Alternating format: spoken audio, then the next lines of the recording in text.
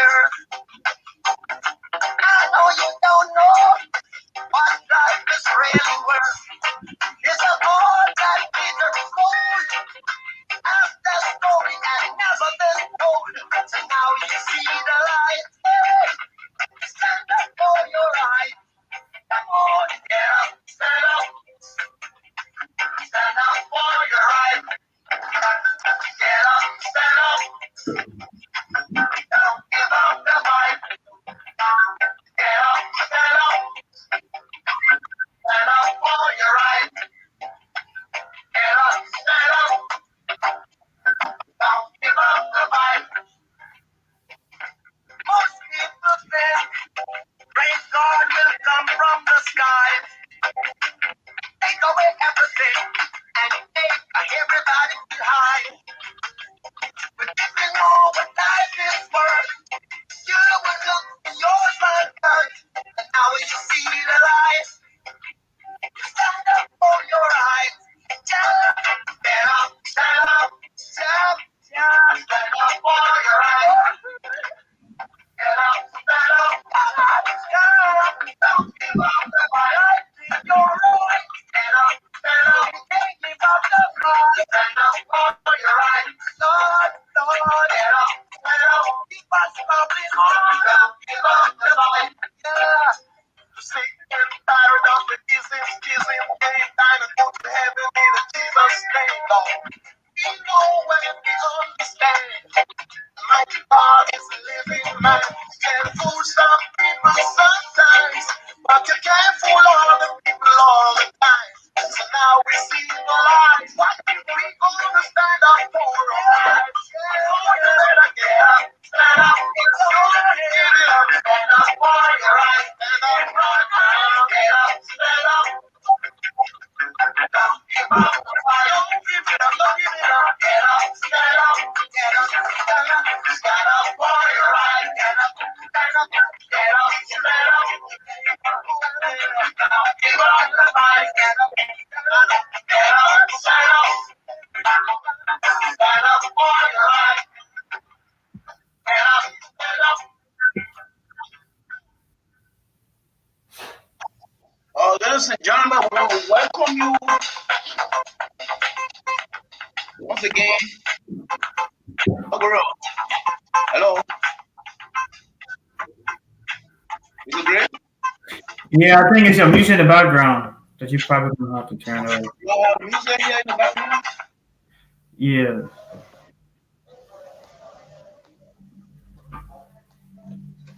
Man, what is this? What is this, man? Good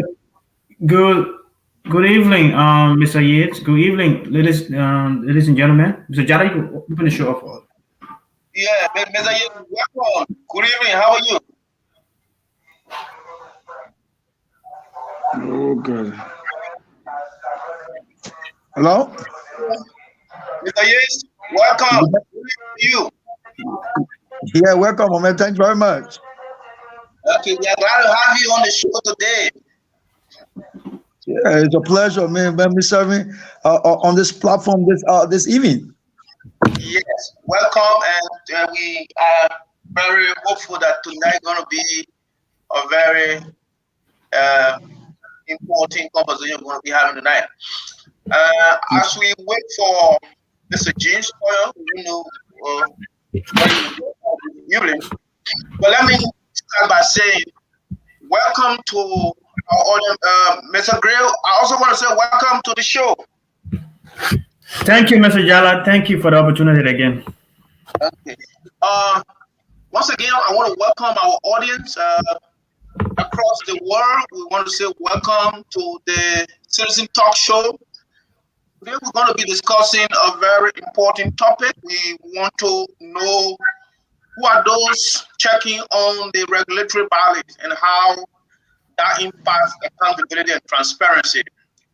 When there's no one checking on the integrity institution in Liberia, how does it impact accountability and transparency? And so I will begin by saying African government, not specifically Liberia, they are such that the way they run their system is in a way that they are being controlled by few men and controlled by the system of the West. And for me, I got one understanding, one belief, and that belief is we will have to look within ourselves and decide how to deal with what affects us instead of always copying from other people. I say this to say the system of governance that is being carried out in Liberia and other African countries is such that it's a replica of what happened in the West. The issue of whistleblower, the issue of the regulatory bodies, they were all set up in an attempt to follow what is happening in the West, which I don't see as anything wrong. But this is where I have problems. As we imitate these governance structure, our situation is far worse than the people we are imitating from. That shows that we need to sit down and overhaul our approach.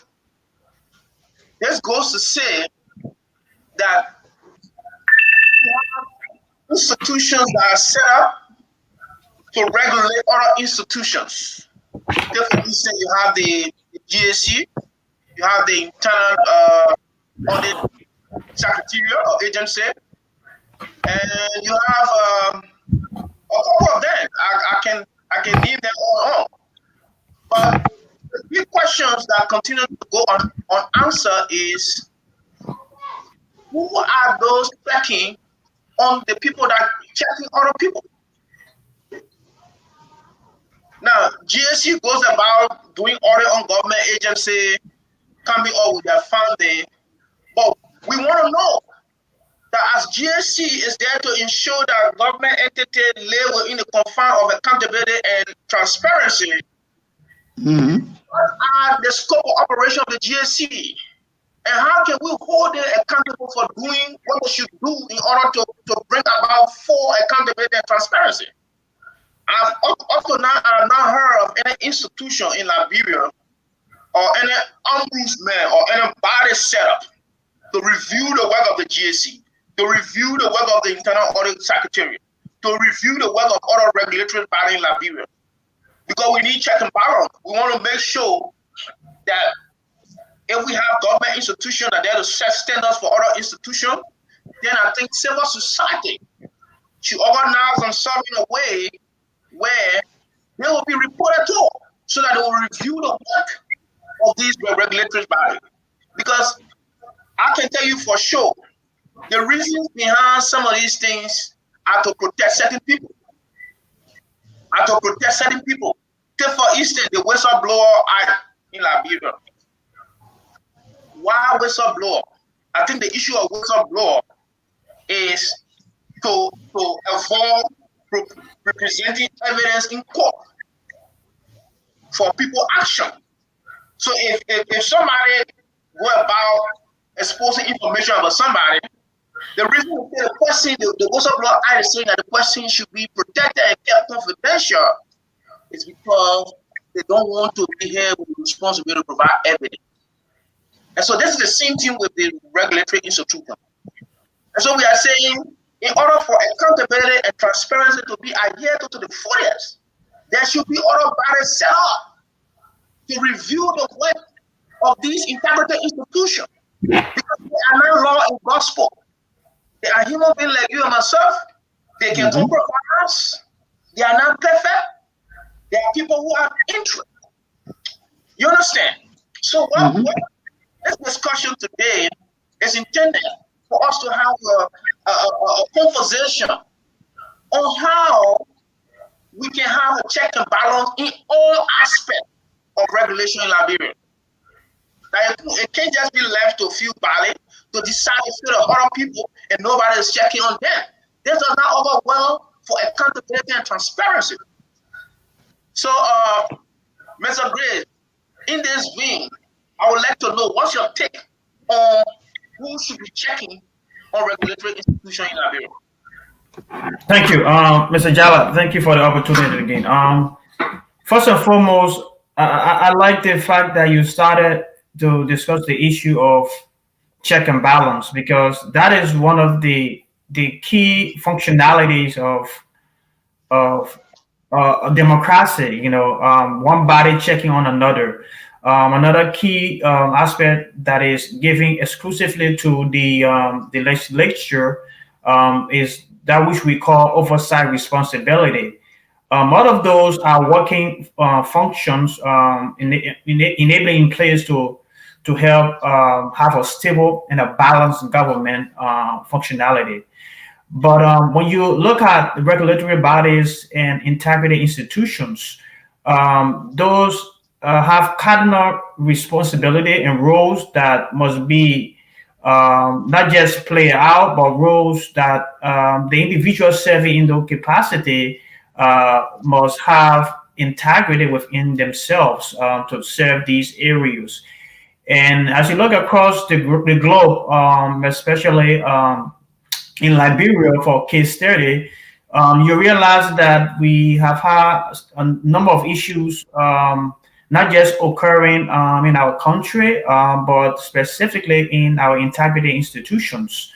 Of late day, we will make known that the executive director of the Liberia the LACC to be specific, was involved in some wrangling issues that led to his resignation, which I don't want to go in depth to that, but I'm alluding to the institution because after his resignation, we got to know that there were internal wrangling going on between a couple of vice executive directors within the organization who were battling over the issue of alleged corruption. So when I heard this kind of thing, it kind of battled me to ask the question that you have today as your topic as to why are our integrity institutions experiencing corruption within when they should be fighters of corruption? They should be anti-corruption, but yet then still we are seeing the organization breeding individuals that are involved in these practices allegedly. The fact that it is even allegedly without an improving means shows that there is a sting to the whole issues. And when you have integrity institutions, they should stay far away from even alleged corruption. The fact that it is alleged creates the propensity that it could be factual or not. So that creates a doubt in the minds of many Liberians in Liberia and also in the diaspora, so to speak. So when you talk about integrity institutions and regulatory bodies, we got to understand these are the individuals who are regulating laws and policy, who are regulating not just laws that are governing our country, but these are individuals who are sitting there crafting laws based on their own perception how the law should be crafted and also enforcing these things.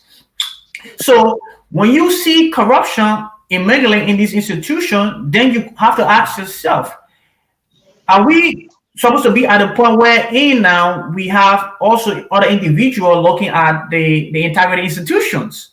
When you look at the circular flow of money as an economist, you will learn that the central government or the federal government produces the banknotes. Okay, they don't produce the banknote to hold the banknote. They produce the banknote as a means of getting those banknotes into the citizen or the consumer's hands so that they could spend, and then that bank will get back to the bank and it gets back into the consumer hands. So it's called the circular flow. The reason why it's called the circular flow because when it is held in one individual hand, it becomes stagnant and then you experience scarcity. So it has to keep going around in a circle, right? So I think on the issue of corruption and check and balances, I think it has to take similar format. It has to be in the circular form. Now, looking at what is happening in our country, there has to be another institution that will be put in place. I don't want to say in the institution. I want to say even citizens groups that be put in place to also monitor the activities of these integrity institutions. Remember, the institutions are actually in place to investigate things that are happening within country in other institutions as well. But if there is no one who are keeping eye on them, then what happens if they do something wrong that we are experiencing in our country of lately? What's happening? There's no question. So there was the issue of the ombudsman that you spoke of. I recall that even during the LA like government, that was being brought into place. There should have been an ombudsman appointed by the president at the time, Ellen Johnson Sirleaf, that would be in place to not just uh, listing or take up case of investigation concerning public individual use of government vehicles and so forth like that, but to make sure that public individuals are playing by the rules that they themselves wrote. You know what I'm saying? Especially the legislature. But those individuals for that position have actually not been put in place up to now. We are talking about years, probably 4 to 6 years, and we haven't seen any ombudsman in our position being filled up to date. That is mind-boggling for me. You know what I'm saying? It just show to me that there are some delinquency on the part of our officials in government to stand up to the plate to get people in place that will also monitor their activities. So I would like to bring stop here for now, and just hear from my take as well. And I hope James is also coming on soon, so we can hear from him because he's been working actually. But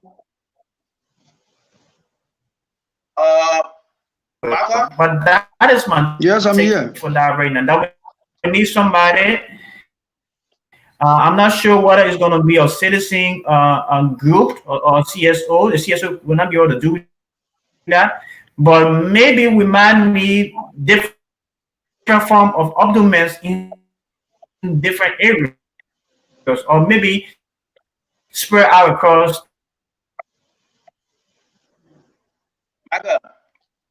You getting me? Yes, go ahead. Yeah. For me, I would really like or love to take this time, to congratulate you guys for coming up with such a unique platform to discuss our national issues or issues of concern. I'm sorry, though, like, bro, you stay expecting current. We have been out of current for 2 days now, and so it's not an easy thing. But however it is, that it is very important. When we discuss about regulatory institutions that are responsible to regulate all our institutions, and then the questions we ask today: how for issues that within their surrounding or within the institutions that they operate. Because let's look at the LCC. The LCC is there. The GSC is there. But What are some of the institutions? Is there any institution that regulate these institutions? Is there any institutions that investigate what is happening within? So it is important for us as Liberian. Look, one of the things I always tell people in this country is that accountability in this country is far from the reality. Like I quote Patrick Lumumba recently said, he said he had visited Africa, but Liberia, they are not, they are looting. They are looting the resources of this country. Now, if we really look at integrity institution in the country, for me, I take exception to that, that I do not really see any integrity institution in this country because Liberians as a whole, we lack the word integrity. Now look at what happened to the LCC in recent time when the Nigerian guys that were there in Busi, Wanibuke, when the government refuses, after millions of cries to the president, that reviewing this guy because the act that created the LCC says only Liberians born national can spearhead that institutions. But we also what happened here. He was there. The president refused to remove him. Now, if you guys who other them? This is the questions. And this topic is very, very important for our society today. So we should have check and balance system within the governmental sectors. It should not just be limited. Because if we talk about transparency, it should go across the board. Now, people are regulating other people, but who are regulating? Which institution is regulating them? Is there a way that embezzling or resources from the land? Because nobody can regulate you or nobody can check and balance you. Now, what's happening to you? You become untouchable. So I think there's a need that, in my own opinion, that Liberia will come up with some other institutions that will be established that will check and balance these other institutions, the regulatory institutions. It is very important. Because whenever you see people are having corruption or scandal within government, the House of Parliament, the legislatures, now these guys are coming after other individuals. But what's happened to them? Do they have anybody who check and balance them? Somebody says no. So if we talk about transparency and accountability in our society today, it will not go across the globe only because few individuals have been made to account for certain things that have been done. But what happened to them? So it is important. This topic is a very important topic that you guys brought today. This is about time for Liberians to have a check and balance system. The regulatory institutions too should check. We should have a CSO or whoever organization will be set up to check these people. It is important.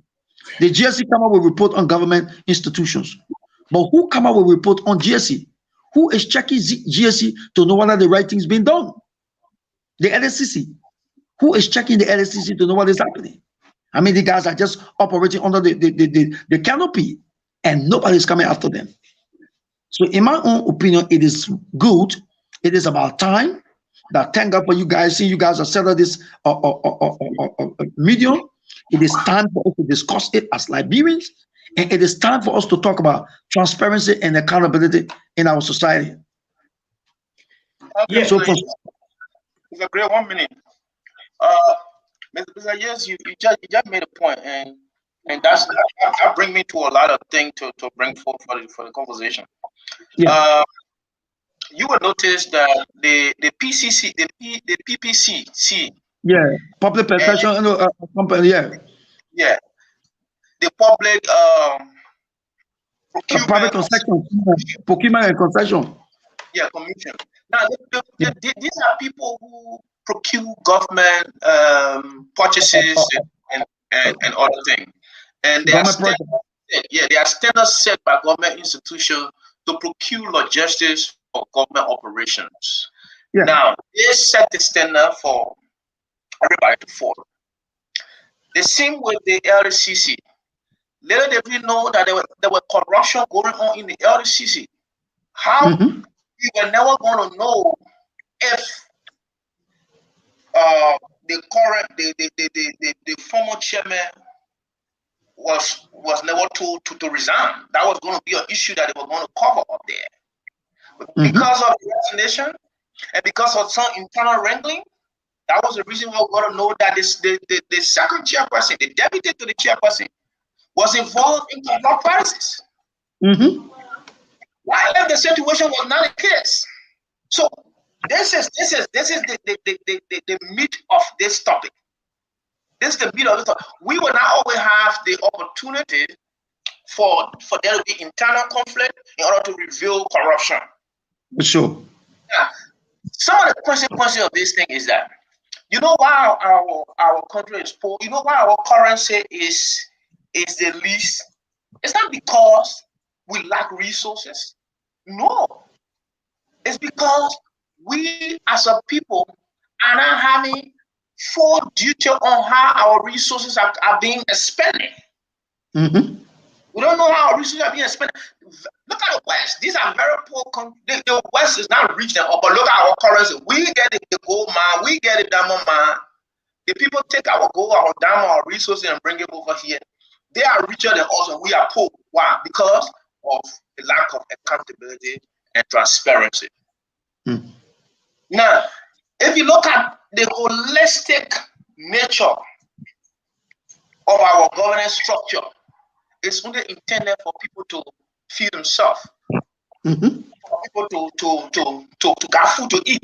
Everybody want to eat in Africa. Everybody want to have something for themselves. And when you're running a system where personal interest is a priority, it's hard to negotiate progress. Seriously. People have to have an objective mind. People with personal interest, you don't negotiate with them easily. Only people who are objective. Africa, especially Liberia, man, we can speak to Liberia because we don't have the right to interfere in other foreign country matters. But we, this generation, have the right to discuss what's happening to our country because we are citizens of that country. We are born Liberian. Nobody can take that away from us. It's our right to advance the cause of that country that will change the dynamic of that society. It's our right.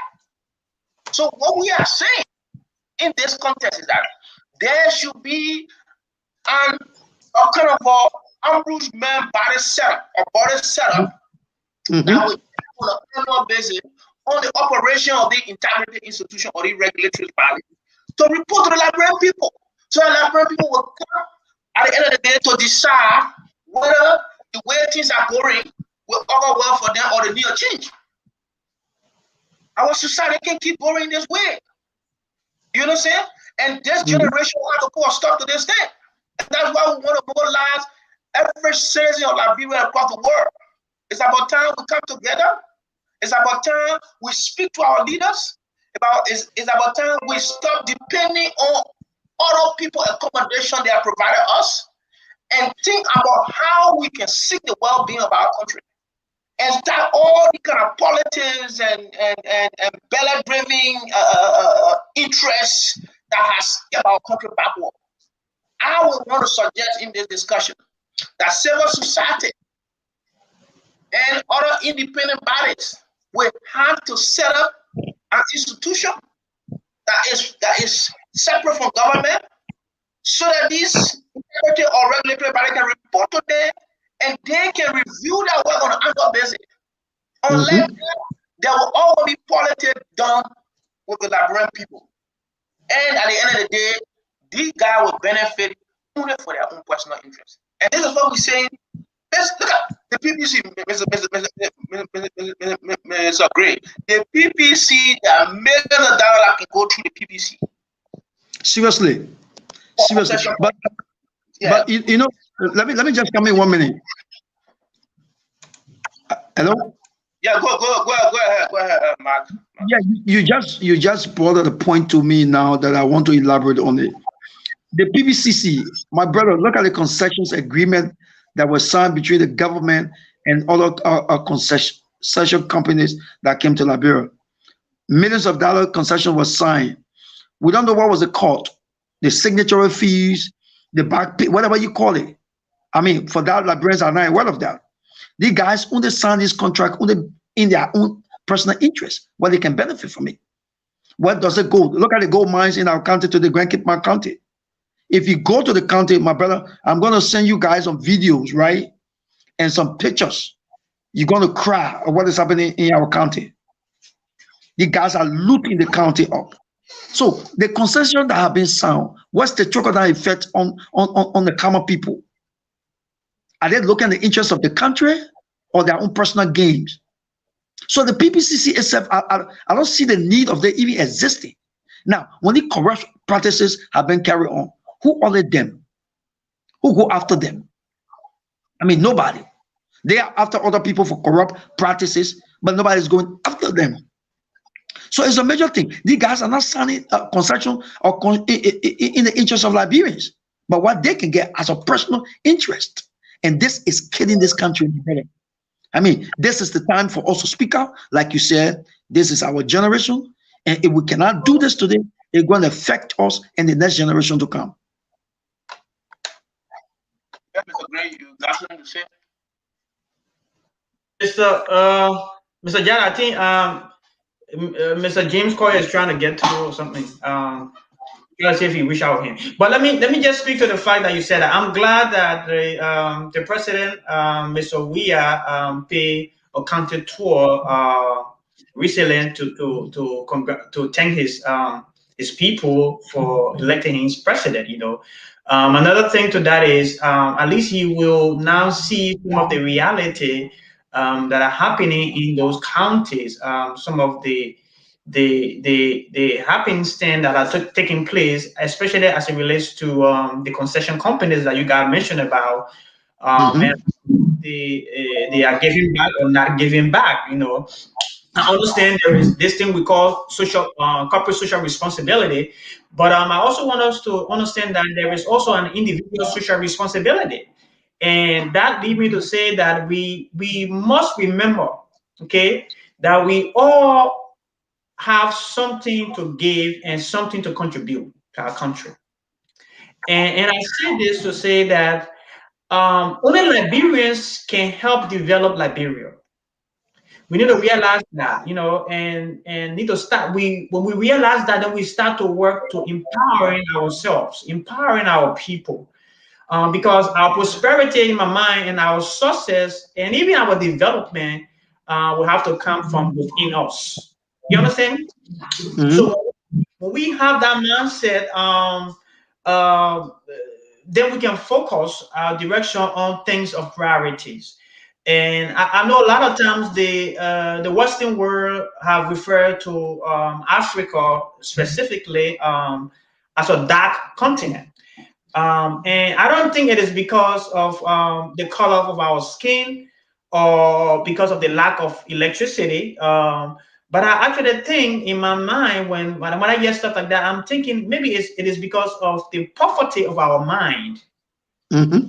You understand? How are we thinking?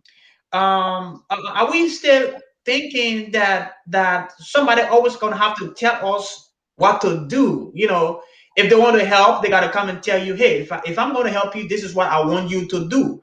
For me, it's a problem. I mean, we are not settled in what we want to do. So we gotta realize that. Now, when you look at ombudsmen in the United States of America, there are different categories of those institutions. And like Mr. Jala rightfully put it, those are institutions we will need. But they should be comprises of civil society groups, Liberians, like you and myself, individuals who are also concerned about the integrity of those institutions or the individuals working in the other institutions, and also as a means of checking and balancing how we do things in our country. There should be an ombudsman for the executive branch. There should be an ombudsman for the legislature. There should be an ombudsman for even the judiciary, both the public and the private sector. And those institutions now must comprise of ordinary Liberians that are not in government. When you do that, that can be a breach between government and its citizenry. The government checks on what is going on in the population or in the public sector, but also the individual institutional check on to see what the government is actually doing what it's supposed to do for them. It becomes a circular flow. And when there is a circular flow of check and balances, everybody is aware of, hey, I got to do what I have to do because now Mr. XYZ is going to be watching what I'm doing, even though I'm watching what he's doing. But if there is a lack thereof of that, then this is where we all now start to ask the question, who is watching? You know what I'm saying? Who is watching? So again, this is where we are.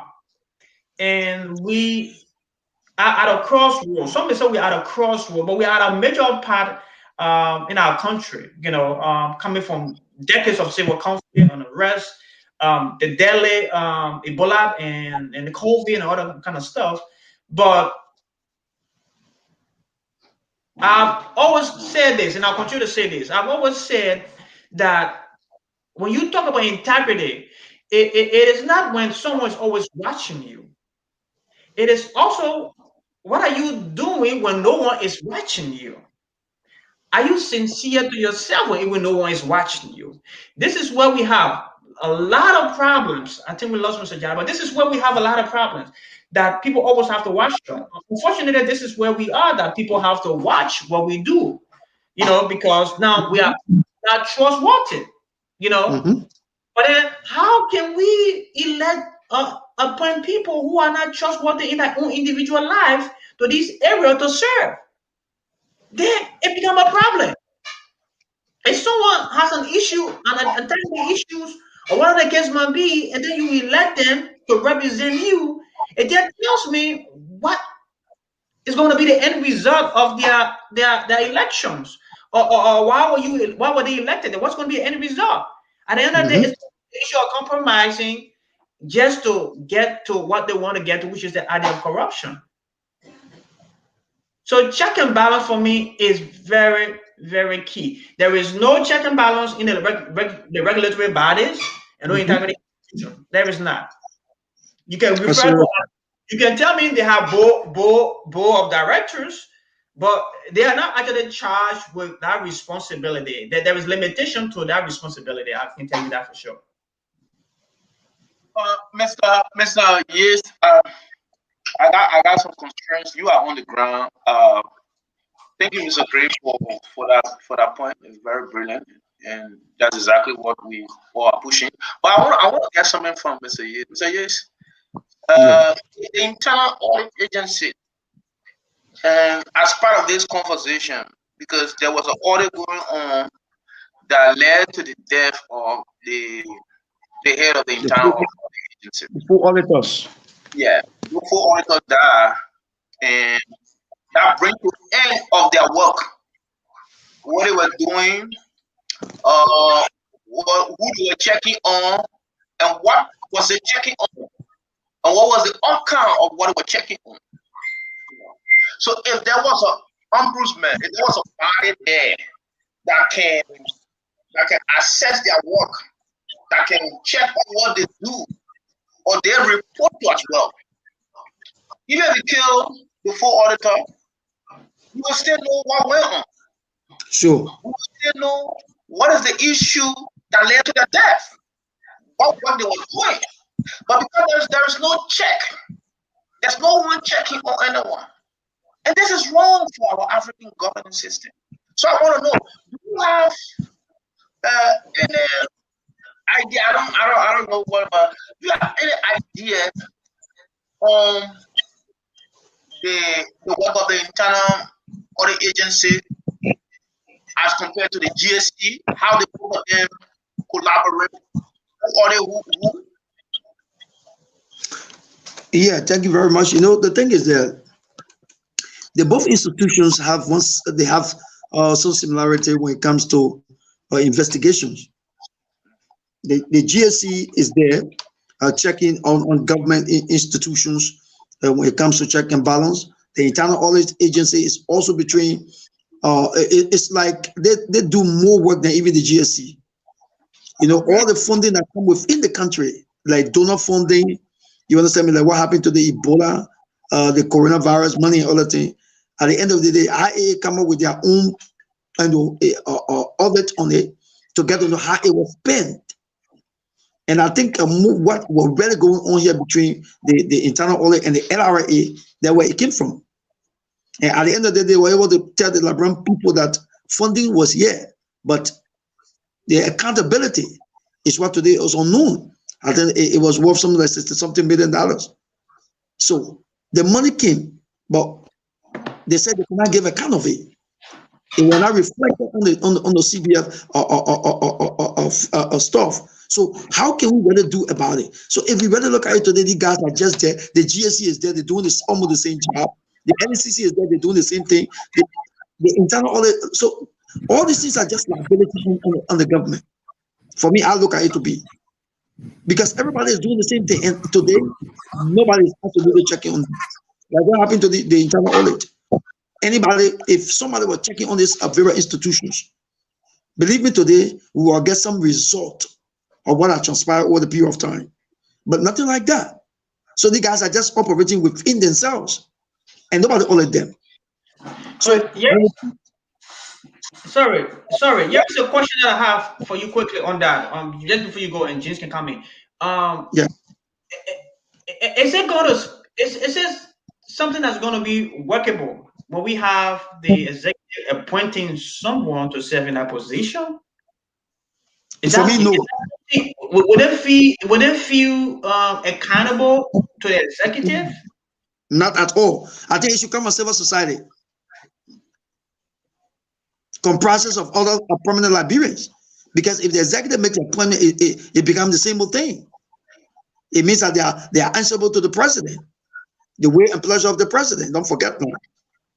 So for me, it's such body being set up. It should come from a civil society comprises of all religious leaders. And let me say that, Jana, let me say that very quickly to our audience watching. We are not discussing the issue and looking at the yes, we are like government. We are discussing the issue as an age-old problem. Let me just clear that out there. It's an age-old problem. And how can we find a solution to this? You know, we don't know whether the solution is going to come out from the discussion today, but this is something we want to give our eye on, keep an eye on to see how best we can address the issue. But yeah, Mr. Jana, go ahead. You have. Yeah, we have it with us, Mr. James Koyon. We want to say welcome, Koyon, to the show. Let me say, sorry for coming in late. Actually, something came up and it slipped on my attention that we have this discussion today. A very unique one. And let me also say, I'm happy to be on the network as usual, looking at who are monitoring those integrity institutions. There is a critical need for us to be able to look at and highlight and put on the spotlight our national integrity institutions, the entire national integrity system, right? I'm just coming in like the issue of recruitment. You see, currently they are trying to recruit the Auditor General, and with the new act of the GSC provides that you have an independent body comprising of civil society and other national integrity institutions to do the vetting, right? So with that, it creates a space for transparency and openness. That is, the president cannot just sit and appoint someone. Rather, a set aside body will do a comprehensive vetting and submit at least 3 names to the president.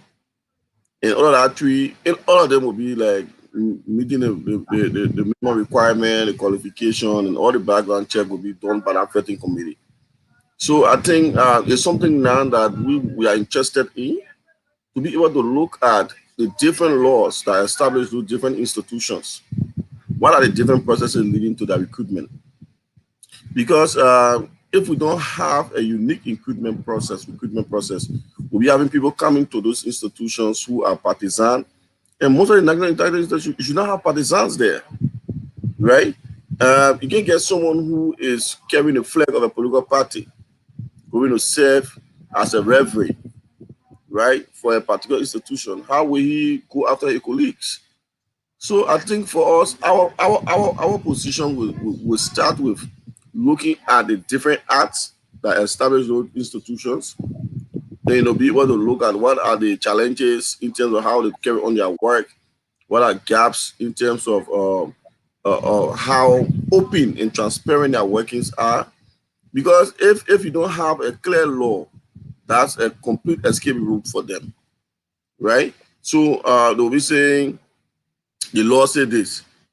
So we need to look at the law and be able to advocate maybe some of them that require amendment, some adjustment in their law that will give society the space. Because if they are, you see, for example, when we took on the debate with Nabudige, our point was on the law, right? The law was very clear that it should be a Liberian. Nabudige failed, to prove his citizenship, and that was why we hang on.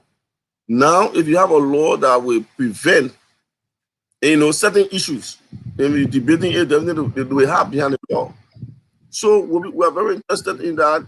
For example, something we are taking up, but we have not brought it to the public. We have engaged the IAA, for example.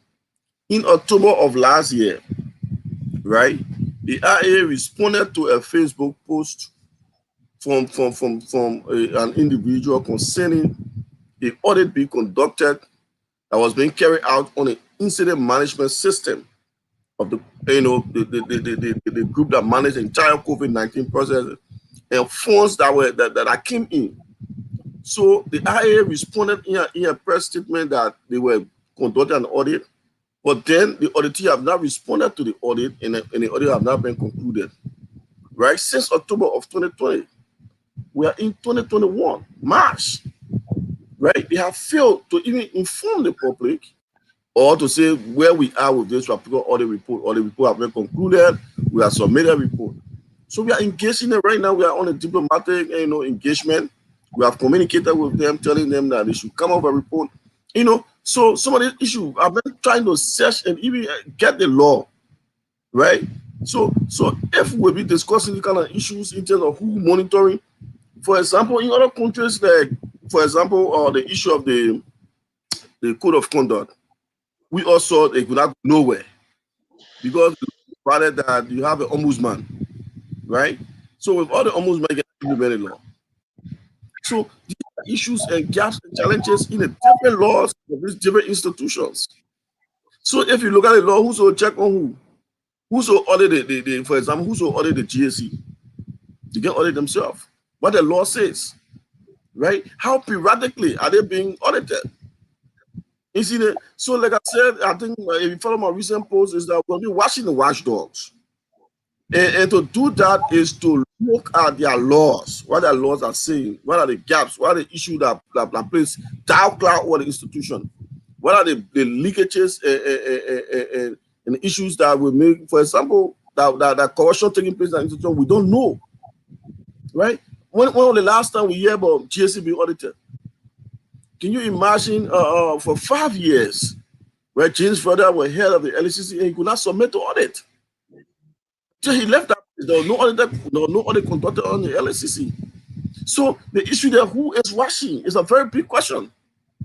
So it's time that we all will look at the different laws and policy and acts of this institution to be able to make a sound, recommendation as it relates to that will be policy advocacy for amendment and things like that in the different laws of this institution.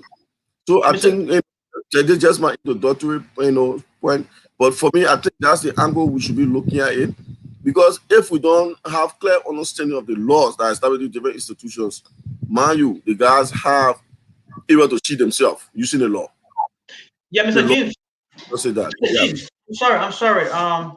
Just a quick question that I don't want to slip off my mind. I believe in November of 2020, the LSCC actually conducted a national anti-corruption conference, and that was, I believe, attended by CSO Group and other governmental agency. What was the resolution that came out from that conference? And that was presented to the president. What was that all about? What was this strategy? Yeah, so the first thing at the level of the Liberia CSO Anti-Corruption Coalition, we distance ourselves from that particular purported conference based on the fact that we could not subject ourselves to Namudige, who was the then head of the LACC, we were clear with that, and we issued a press statement, had an elaborate press conference, and we provided our position. But from my knowledge, it was like they developed what they call the anti-corruption roadmap of national anti-corruption strategy that was also presented to the president. I think part of that strategy, part of the outcome is when the president spoke of establishing a fast track court, criminal code F, to fast track corruption cases. When the president talked about giving more amendment in the LCC Act to give them prosecutorial power, and these were things that came out of it. But we believe and thought that it was just a charade, owing to the fact that Namudige was trying to regain public trust. That he have the zest to fight corruption. He should preside over the entire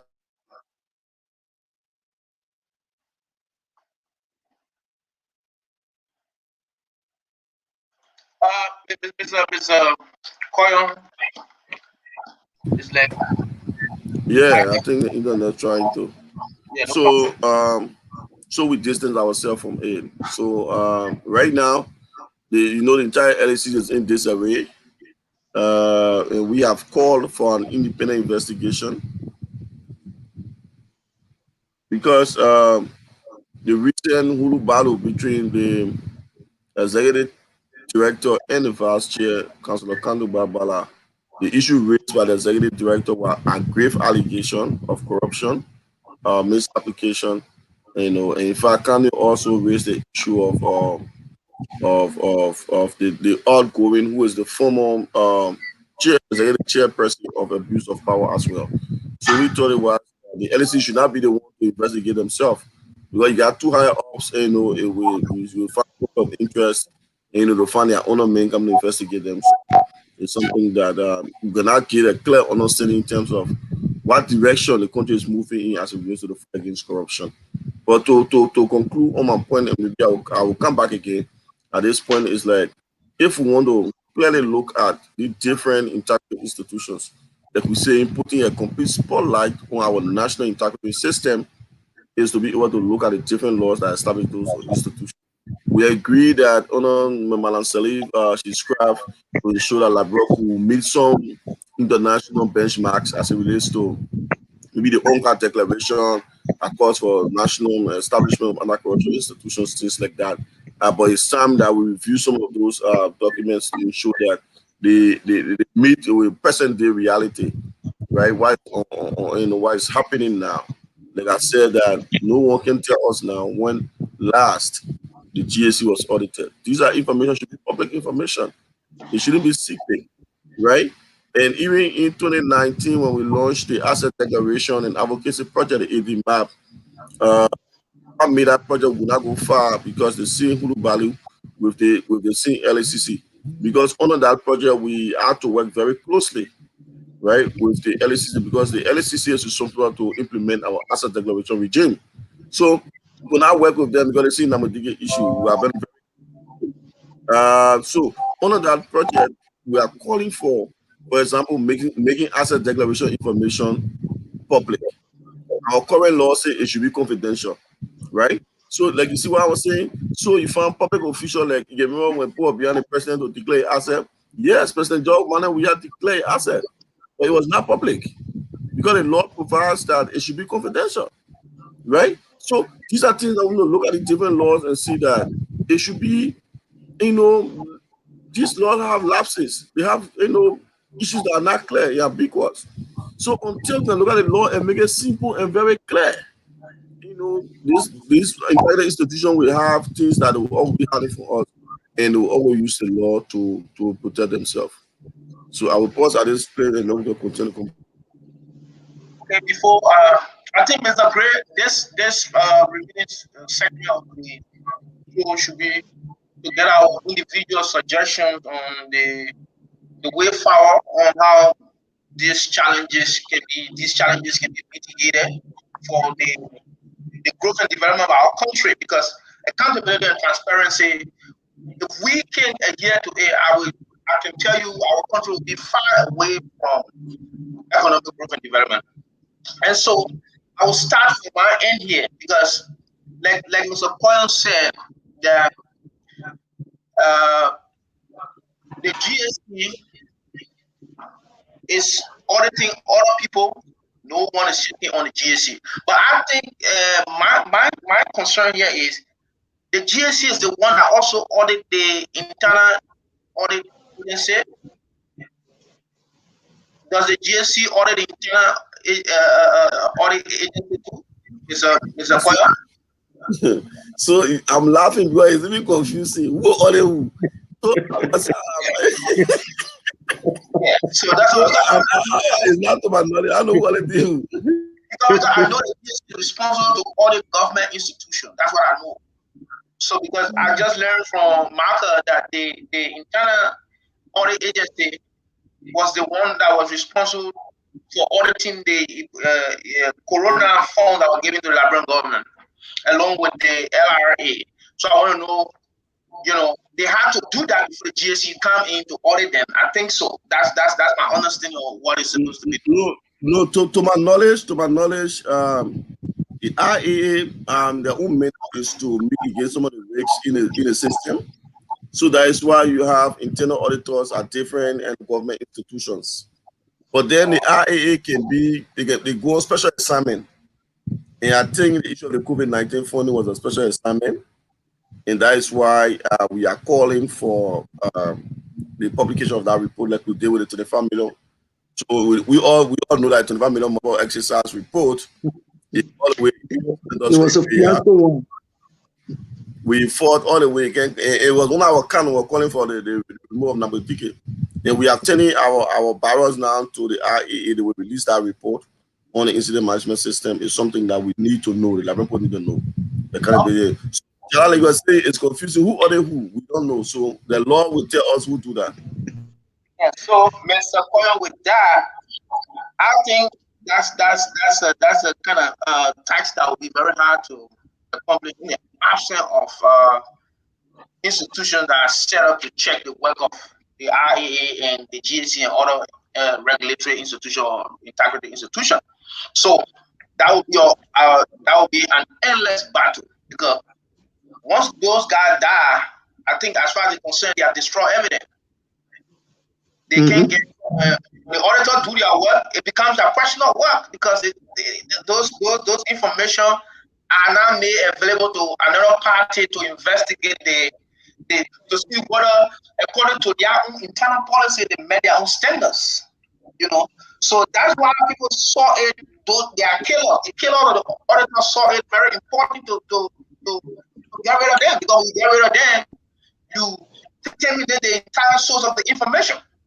So that brings me to my recommendation. I think the government of Liberia, this government and a succeeding government, to introduce information technology system administration. Now, you see, the world is advancing. I think IT is taking over the world to ensure that records will be kept and accessible. Now, when you're not there, whatever you do with your computer, somebody else can sit down for us, somebody else can be hired to investigate whether you went through the guidelines that were spelled out for you to work. So I think the government of Liberia number one in system administration is called server. A server is there to administer each computer operation, provide resources for those who have accounts to every computer. So in every government entity, if you have a server that will be linked to all the computers, and every government worker have an account, even in the GSC, that's what all start with the internal audit or the integrity institution. If each integrity institution can have a server, where these servers will provide resources to their individual computers, and each auditor will have an account. With that account, based on your scope of operations, your account will provide you those resources you need to do your work. So by the time every information you put in, every work you do, any work you do, you have to do it through the system. You have to do it in the system. And when you do it, it's not saved on your machine. The server will save your work on a storage device.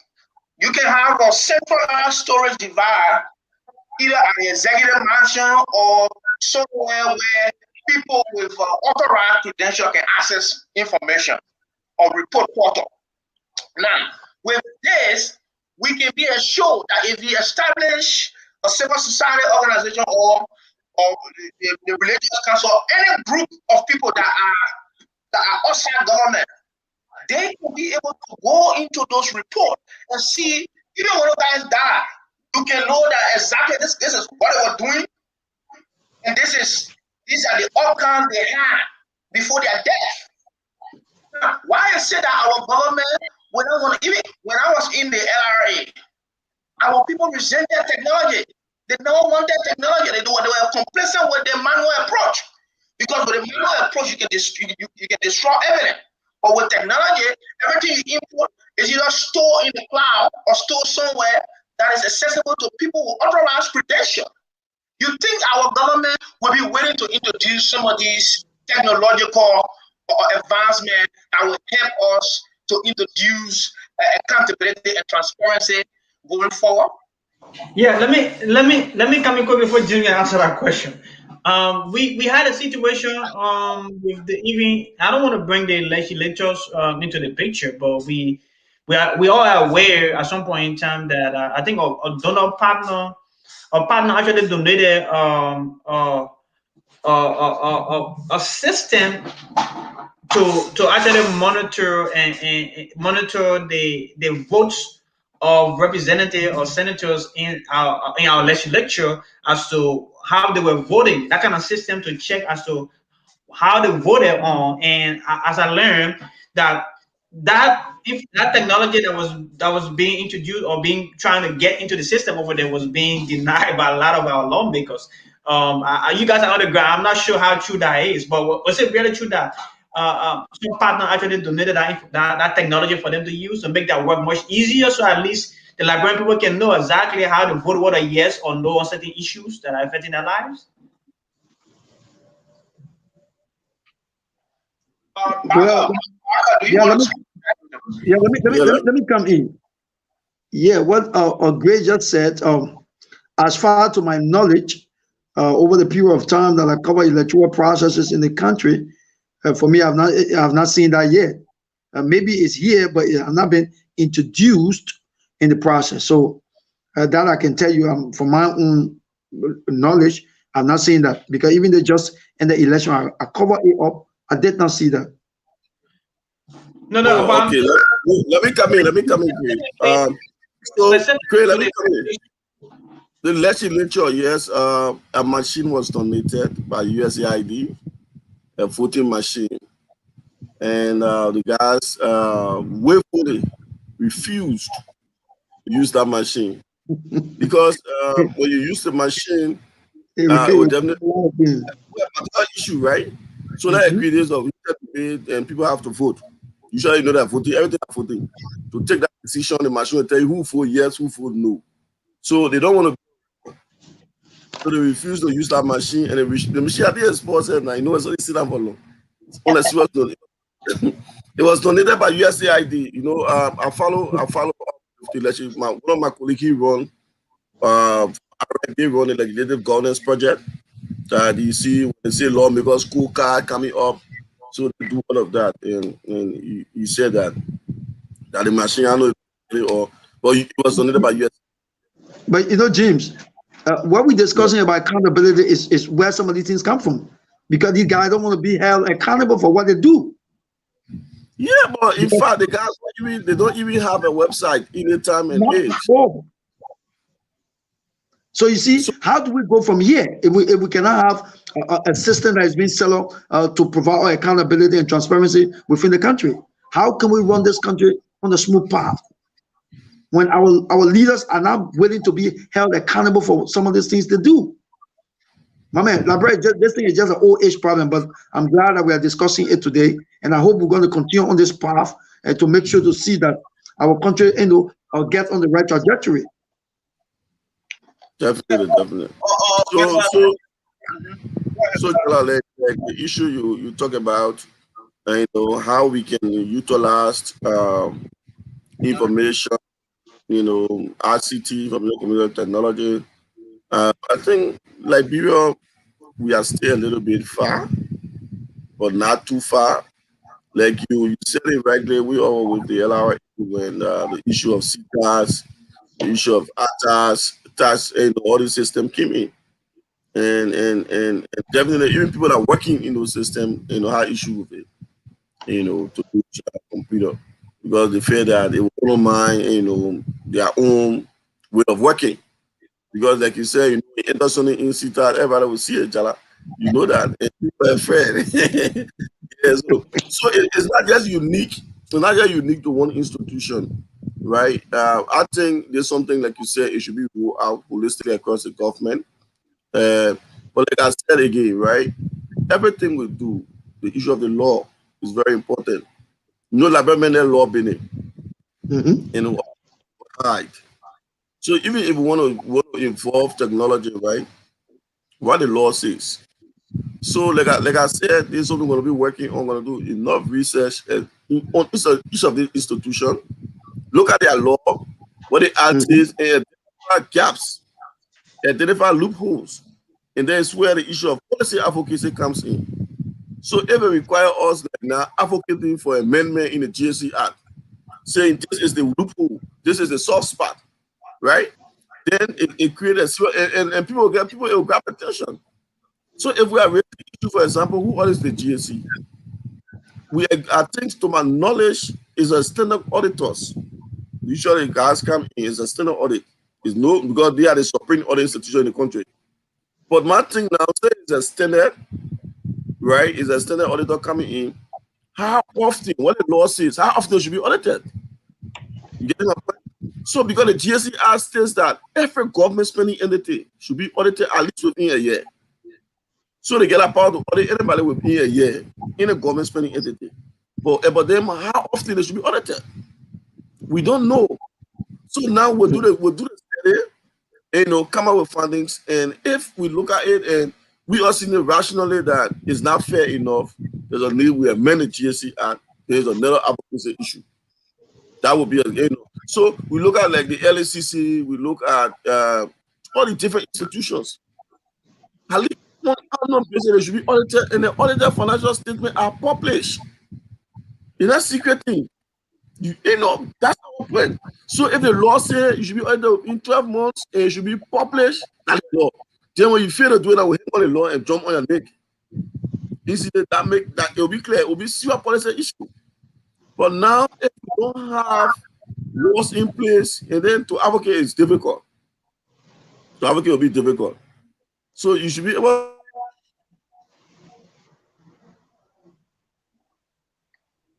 Yeah, Mr. Koyon, Mr. Grateful Kanye, I wanted to ask Mr. Koyon a few questions concerning this law issue. Because the issue of the law has always been there. And then the Liberian people don't really apply the law. And the common Liberian man don't care about the law. He only care about his belly. You getting the point? Sorry, aware of it. The internet. Yeah, but there's a concern I want to bring to your point you raised. The issue about the law has always been there, but the law has never been implemented to the fullest. Our laws, we got good laws on the book in Liberia. But the problem is not the law, the problem is the implementation of the law. The problem is not that we don't have a law. Yeah, Chala, so implement the law. No. I agree with you. No, listen, I agree with you, right? So we have, for example, the law that established the GSC.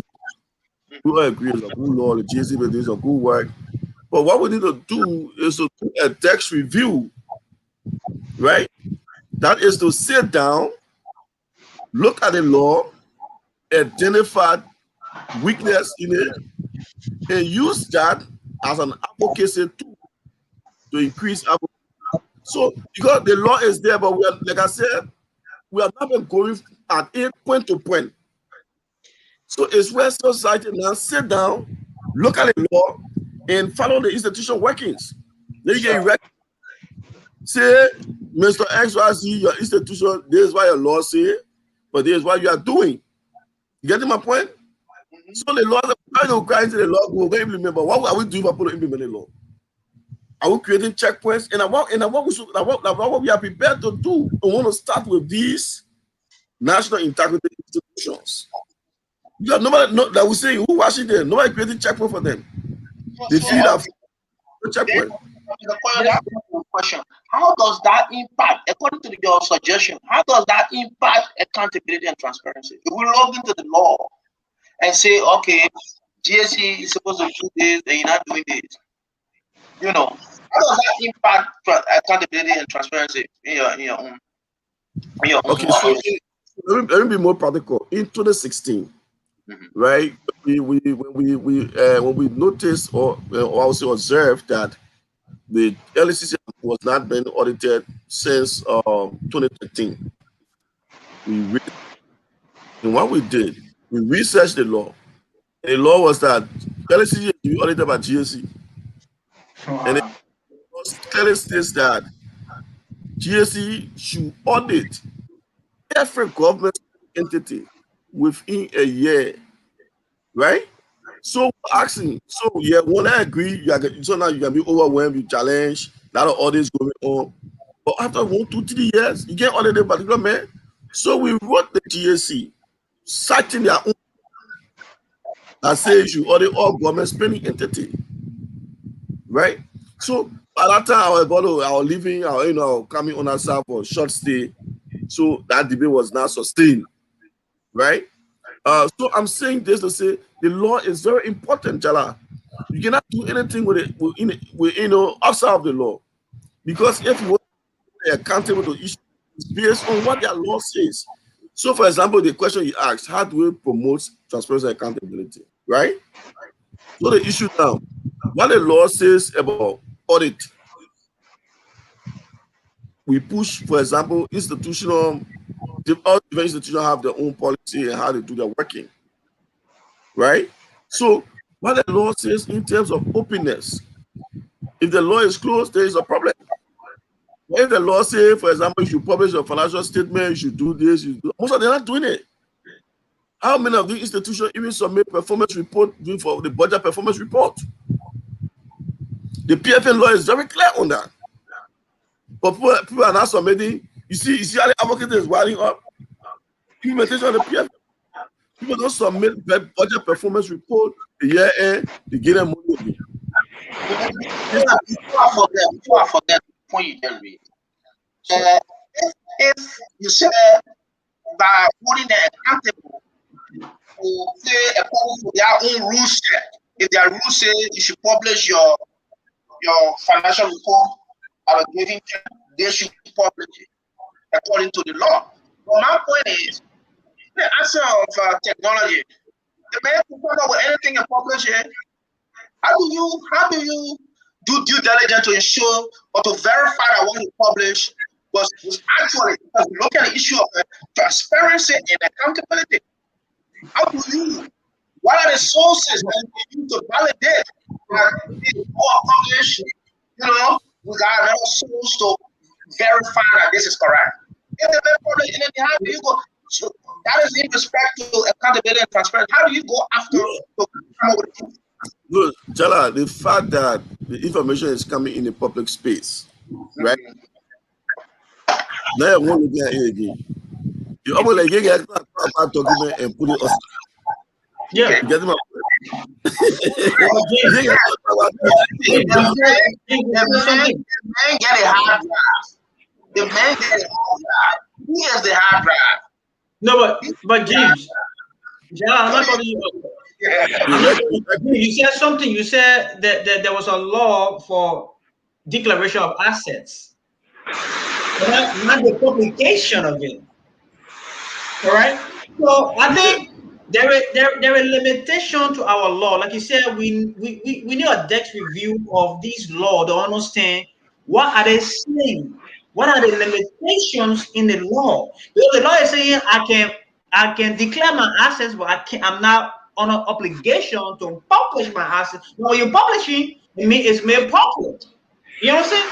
So now I can declare it with the LRA, whatever the case might be, but they are not on an obligation to publish it.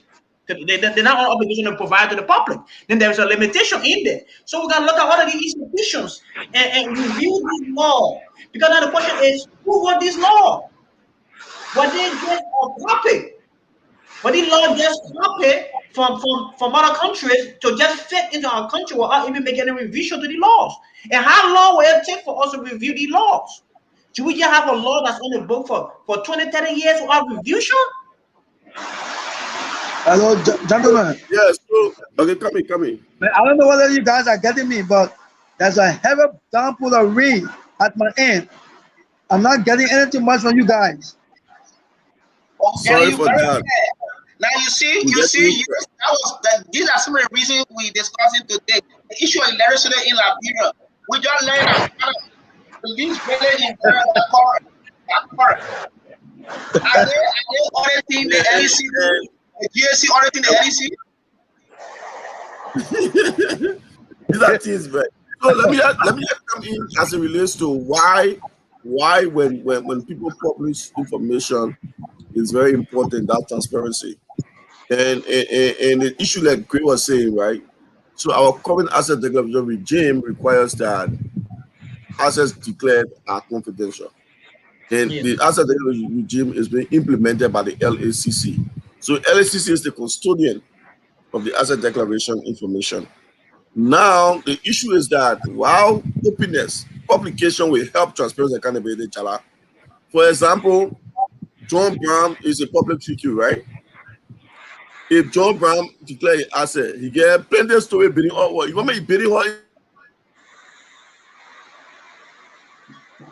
It's affecting James too. Yes, affecting. But these are people who are discussing issues affecting the lives of millions of people. But because of the lack of electricity in their homes, because of terrible and deplorable conditions and stuff, they can't even have the opportunity to express themselves. Yes. I mean, this is a serious problem, gentlemen. As I'm sitting here, everywhere is dark. I can't get.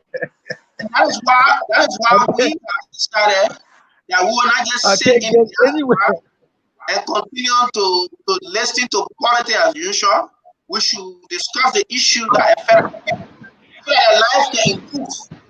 You know, in the 21st century, it makes no sense for us to have a period in darkness. And it's quick. When you got all it takes, that small country, Ghana, the last village in Ghana that the gas gonna buy me for was just electrified. The very last village in Ghana was just electrified. What is the problem with Liberia?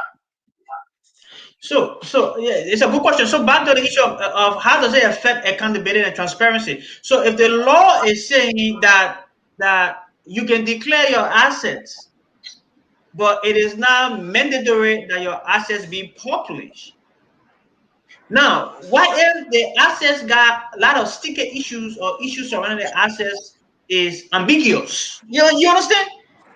There is ambiguity in the asset declaration. Now, how do the general public know that the assets that you're declaring is factual or the assets has some daunting stuff to it? They don't know because they don't get to see it. It's held from the public sphere. So now they cannot even make decisions based on, they make decisions actually based on what they have not seen though. Because if you decide today, hey, tomorrow I want to become a president, you go ahead, declare your asset. You declare your asset, but your asset is not made public to the citizens of Liberia. So now they are going to vote you blindfoldedly because they don't even know what you have or what you don't have, which is not fair. Yeah, it's not fair. Those are the consequences we're talking about. Accountability, transparency, the lack of them will always lead to everything we do. The provision of social amenity will not be effective. The social economic growth of the country will not be effective because the people don't even know what their government official have prior to them taking offices. They don't even know. They don't even know that they may not have anything. So the day he became government official, he started to own everything. And so some of them want to hide their asset, and they publish what they will want to publish. And the public don't have nowhere to go to verify or no one to trust that will validate that what they publish is actually the truth. And this is the issue of transparency. You understand? Accountability in Liberia is a serious issue. In Africa as a whole, our leaders are not accountable, and they don't want to be accountable. They have done everything to avoid accountability. They have done everything to keep our people impoverished and keep our nation stagnant. And that's why we are saying we are not interested in the regular politics. We are not interested in who becomes leader of Liberia or how every Liberian citizen has the right when the Liberian people vote for you to lead. But what we're saying, when you're leading us, we should have the authority to check on what you do. Because public service is not for people personal gain. Public service is sacrificial.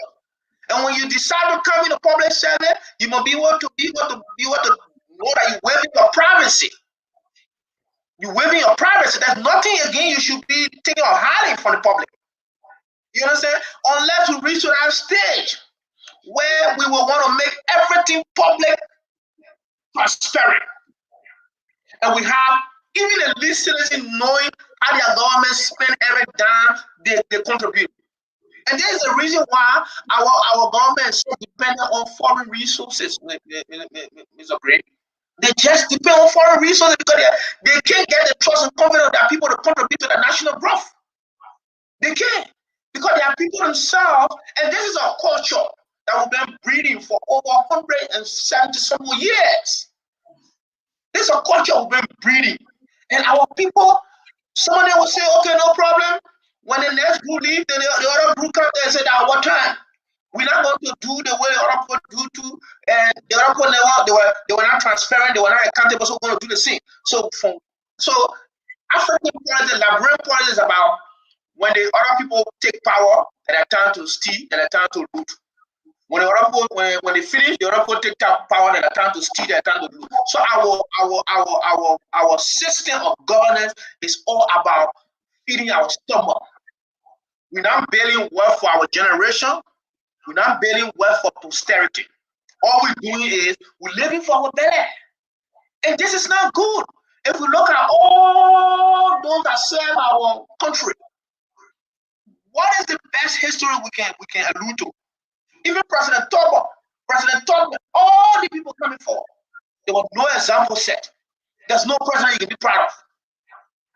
Seriously, check the history of Liberia because none of them were transparent and none of them were accountable. So we are saying going forward for the generation, Mr. Gray, we should set up a system that will allow our law to be automated. And then it can be accessible to everybody. I agree with you. The issue of information technology system is very key. Because now the information is being stored that the public can have access to, and that was the issue. Even when the issue of the CBL and the scarcity of bank loans in the country came about, some of the technicians said they didn't have access to data to project what needed to be done, how they should fund the market, or they didn't have access to data, so it was lack of data. And that has been one of the fundamental issues in our country, the lack of storage data from previous administration, to the current administration and going forward. We don't have that system in place. We are still being, and to be honest with you, the cost of doing things manually is very high than bringing in technology to help. Trust me. Because corruption will be at the highest peak because you are still doing it manually. Now, when you automate that into technology, that aspect now will reduce corruption, will drop drastically because now there is transparency into the system. Everybody can see what's going on in the system. Whatever you put in there is what you get out. Yes. And You know our what I'm saying? people are willing to embrace technology. But the Sequoia said that, if we hold the people accountable, we hold the institution accountable based on law, and that way employ accountability and transparency. No, the issue of accountability and transparency is a systemic and cultural problem. And we have to start to deal with. We have to have a whole civic education on this. Our people from the school level, our people will have to point our curriculum in a way where we bring integrity into our generation, into our people. That coming forward will be people who will always learn to do what is right, even when no one is looking at us. Even when no one is looking at us. But why is it that our people will not want to embrace technology? Why? The ordinary man does not want to embrace technology. Forget about the GSC, forget about all the BBA. They don't want, because they feel that if the big guys all can eat their own, if they have the opportunity, they should steal as well because they want food. They want food. Our society is all based on the belly. Nobody is thinking on posterity. Nobody is thinking on the generation to come. Everybody is thinking of what they can eat now. Even if you talk to somebody in library, say, "Oh, will you do this today?" The ordinary man, he said, "When you go to the place," he said, "Why I got inside? Why I going to get from all of this?" You understand? We don't want a society in that kind of way and faction. And this is something that they need to show the courage to change. The leader have to muster the courage to show the example that, look, if we have a straight leader, he can straighten the people up. If we have a leader who have the will to say, going forward, we will want to automate all of our processes. And everybody that work in government will have to have an account. And your account will be restricted based on your role, your roles and responsibility. And resources will be allocated to you based on the work you're supposed to do. And at the end of the day, we can verify that every input of data you put in there, we know who put it in there. Absolutely. So it will be very easy. And by this, Mr. Gray, what we'll be heading to is that we will be heading to eliminating waste and abuse of public resources, wrong concessions, enrichment that have been carried out by the PCC, that they continue to exploit our resources at the expense of our people, growth and development. These things will be mitigated. Secondly, some of the situation that is characterized by the audit of the COVID-19 grant will be an easy thing for us to deal with as a people. And by now, we will have, even the issue with the 25 million mock-up SS liquidity fund, we will know exactly how it was spent and who is responsible for the wastage. Now, Yeah, so how you think we achieve accountability and transparency when we want to involve with the current and the contemporary changes? Yeah, we have to. Like I said earlier in my opening statement, that only Liberia, can help develop Liberia. And the reason why I said that, I realized that until our mind is renewed, you understand, to stop thinking that our belly is what defines us. We are belly driven. Until we start having a mindset that sees a brighter future, that yearns for a better life. You know what I'm saying? Not just for your belly, not just for the day. You know what I'm saying? But for a generation to come. Until we start looking in our path. Because when you start to look in our path, what's going to happen, Mr. Jala, is now you try to say, you know what? I need to automate. Automation, as costly as it be, will save you billions of dollars that we lose every single day to corruption. Automation. I'm not saying there will not be some sort of corruption in an automated system, but it will be easily identifiable. The mock us exercise, we can't say anything right now. We can just say, did it work? Yes. Did it work? It did not work. What are the reports? Up to this time, there's no report. So we need an automated system. That is why we don't want that. That is why the legislature refused to use The voting machine that was given to them freely. They did not pay for it. That is why they refuse. We don't want anything that will keep track of our voting history. I don't want my people to know how I voted against them. I voted against them and I voted in my favor. I don't want my people to know that. So I don't want to be on record. That's the thing. I don't want to be on record. That lies to that of even the executive, the ministerial areas. People, we don't know what is going on. And we can only know if you can have the access to information law. Information. But if it is not in the public sphere, what good it is? It has to be on the public sphere. So I agree with you. Information technology system is very key. But also we got to invest in civic education. Drastic civic education is very, very key. When we invest in that, I'm not saying it's going to take us just 5 years. We've been going through this for a very long time. Like we say, it's an age-old problem, Sajala. So it's not going to change overnight. But we got to start the process. We got to get, and we got to show how sincere we are to start the process. You say 1,000 miles begins with the first journey, right? The first mile. We got to start. Are we investing in education? We got to start. Are we investing in technology for automation? In the 21st century, we are still using manual processes in our ministry. Why? Because it's that very reason. If our legislature don't want to put themselves on record of voting, who do you think want to do that? They're representing the people, and they don't want the people to know what they're doing. They don't even have website.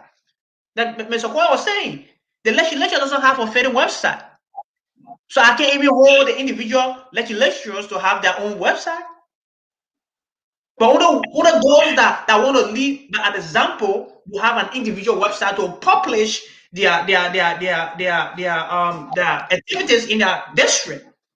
We just had Nimbo publishing, I think they came up with their legislative report, performance report, and some of the issues were not being able to be accounted for, or those promises that were being made by legislature. Just to highlight on that quickly before we leave, they could not get out of the necessary result they want because there were nowhere to get the information from. You know what I'm saying? So we don't want to make things transparent because now it will call us out to say, hey, why you say you want to do this, but you're not doing this? Why you say pending? Why is it not started? People don't want to be questioned. They want to keep the people in the dark. That is why we do not want to automate.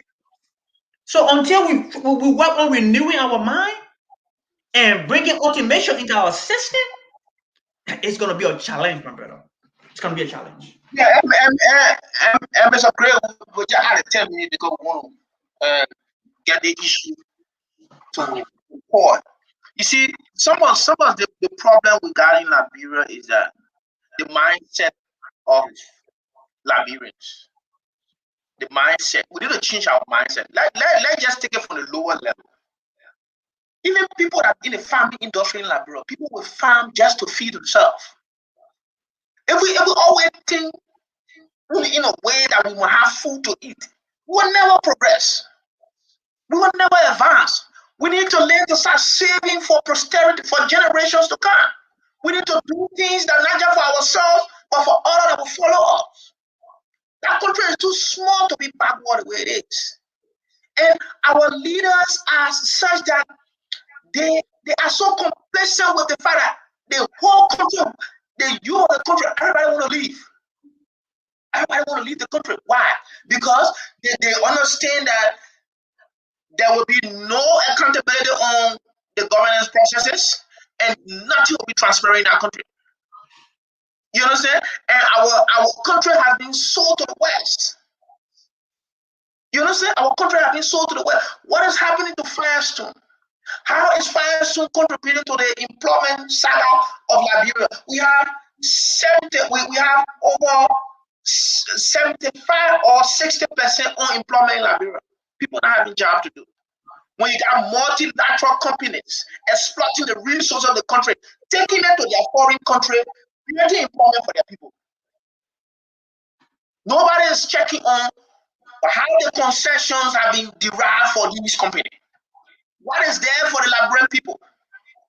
How the exploitation of our country resources will benefit our people and our generation to come. Nobody is thinking about that. Now the society is our entire society has been plastered with inaccuracy and corruption. We can live like this. We can have a whole generation just running over 170 some more years running, going, and crossing our generation to go to the next generation with this corrupt mindset. And it has to come to an end. It has to come to an end. And so that is why this media, this internet citizen network is encouraging all Liberians across the globe. We are encouraging all Liberians to not turn their back on the country and think, say, because you are out of the country, and we, some of us that are privileged to be on the side, our minds are all the way back home. Because we are thinking in our lifetime, the reason we're born in Liberia is because God wanted us to contribute towards the growth and development of that country. A lot of Liberians, it seems no way. They have something to give back to that country. But corruption and the lack of accountability and transparency have led our country to lose the best mind, and led our country to lose people who can make the big industrial. Because at the end of the day, when people see that nothing is working, they will want to leave. And we keep on that path. When we're Liberia is too small to be developed. Liberia is not even equal to some of the counties in America here. And there's a people society in America. The reason they put laws are down to constrain people behavior, Human being as a whole, naturally, when you are hungry, you will get corrupt tendency, especially so there's poverty in Africa, in Liberia to that extent. We know with a high level of poverty that have been created by our own leaders, so that our people will always be better. These poverty places our people, this kind of poverty place our people in a position of disadvantage, where they are willing to compromise at all costs. You know what I'm saying? So if we design a system that will rescue our resources and provide surplus for us, then we will be having ample time to produce strategic framework that will be able to impact the life of our people. And we'll look at sectors where we need to spend our resources. Like, for instance, the government now is talking about spending money on road construction. You want to connect all the country. We have heard this since I was born. All the presidents have been coming, like, been fighting the big rules in a small country. You understand? And why now can we prioritize what will move on? Number one, if we prioritize spending money on technology to close all of the holes of corruption, if we prioritize spending money on technology, buying servers, buying storage area network that people can access resources on a fast basis, putting computer in all of the government agencies, making sure that any government employee, every government employee will have an account. Immediately when you are hired in the government system, you're going to be enrolled into the account, and then you have a credential to operate. Everything you do will be stored in the centralized storage. And at the end of the day, there is a kind of a programming that can categorize all of those data into report portal. And then somebody can stay from somewhere and say, okay, today we want to look at, and those records can even be there for generation. Anybody can think of where they want to check. Absolutely. That's behind that. That would save up billions of dollars that we lost. And then we can focus on other issues. Once we streamline the waste, once we're able to deal with the waste in government, once we're able to deal with the issue of transparency and accountability, I can tell you we will save a lot of resources. We'll have enough money to spend on things that will put our country forward. Our country is too small for us to be wasting all these years. Very old, and we are now growing our age. 170 some more years. We're too old to be like that. We're too old. Yeah, I agree. We'll continue to discuss the issues affecting our people. But quickly, let me just say this. One of the things that I want to say before we close is that I'm glad again. I think I said that earlier that I'm glad that the president of the Republic of Liberia, President George Weah, visited the counties. Visited the people to actually see some of the livelihood, the living conditions of our people back there. And I hope, based on that tour, he will see the need to help incentivize and to help provide those basic necessity for our people while we continue to stay in the plight over to discuss other meaningful issues. Because there are concession companies who are exploiting, like you said, exploiting our people, and they're not just exploiting our people through their concession agreements, but they are affecting their drinking waters, and they are affecting and polluting their communities. That is very, very sad. So I hope the president will see the need to act just to remediate those immediate situations in the county's area, and then continue the work he's doing. So I just wanted to say that before we conclude. Thank you very much, Mr. Gray. And what I would like to say, our audience, we have a fascinating discussion on Tuesday. We will be discussing a very deep and important topic about what it means to be free and how we need to behave as a free society, as a sovereign nation. And so we will encourage you to tune in on next Tuesday. There's a thought-provoking discussion which will inspire us to think in a positive direction of our country. So, with that being said, Mr. Gray, no party statement we want to call it. Thank you. Thank you for the time. Thank you, gentlemen. Have a good day, good night, good evening. See you guys next Tuesday. Bye bye.